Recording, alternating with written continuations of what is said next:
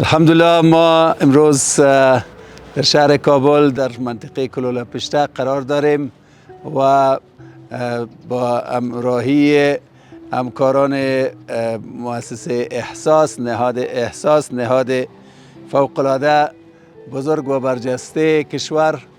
که به اخلاص و به صداقت و به امانتداری امانتهای برادرها و خواهرای ما را از جای مختلف به طبقه غریب و بیچاره و فقیر مملکت ما میرسانند. اینجا هستیم و یک تعداد از فامیل ها و خانواده های محتاج و به بضاعت که تشخیص شدند توسط نهاد احساس، اینا حالتشان ارزیابی شده، به اینا بعض کمکات توزیع میشه و این خواهرها و برادرای ما را از این حالت تکلیف ها و از حالت فقر و بی‌بضاعتی نجات بده و به جناب توحیدیار صاحب برادر بسیار عزیز و بسیار دانشمند ما و دیگه همکاران احساس اما اظهار قدردانی و شکرانگی میکنیم و برشان دعا میکنیم که خداوند متعال